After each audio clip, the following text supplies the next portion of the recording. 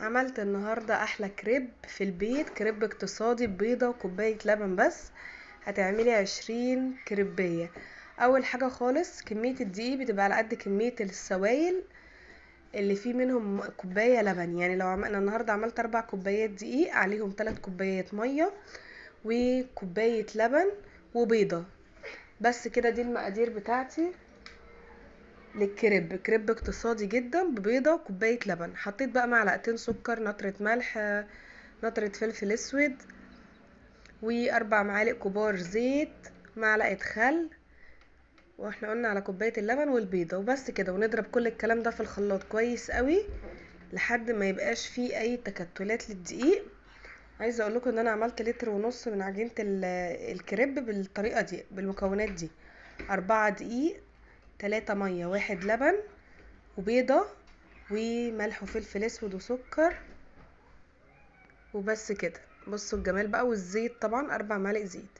سبتها ترتاح في التلاجة ساعة، وبعد كده بدأت ان انا استخدمها. سخنت الطاسة التيفال كويس قوي، وبعد كده اديتها مسحة زيت كده بسيطة، ونزلت بالكريب. طبعا انا حاطاه في الازازة عشان يبقى سهل ان انا اصب وكده.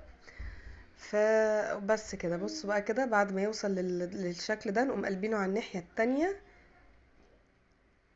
ومفيش وقت خالص، وخلصت الكمية كلها. عمل لي 20 كريباية. طبعا النهاردة عملت 10 بس، وشلت ال10 التانيين في الفريزر في علبة كده حافظة، وفي الفريزر على طول. عايزة اقولكم ما بيحصلوش اي حاجة، وبتطلعيه كأنك لسه عاملاه دلوقتي. بصوا الجمال.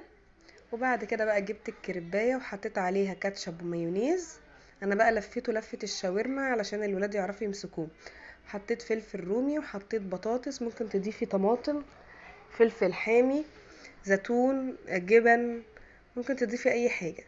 انا حطيت كاتشب مايونيز وفلفل وبطاطس، ولفيته رول كده، وعلى الجريل سخن فيه شوية زيت كده، معلقتين زيت، وتفضلي كده تقلبي فيه لحد ما يتحمص كله.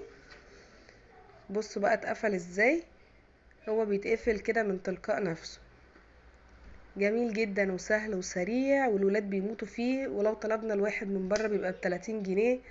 فحرام. انا عملت 10 النهاردة ما شاء الله، وشلت ال10 التانيين في الفريزر، وكل ده ب4 كوبايات دقيق، يعني ب10 جنيه.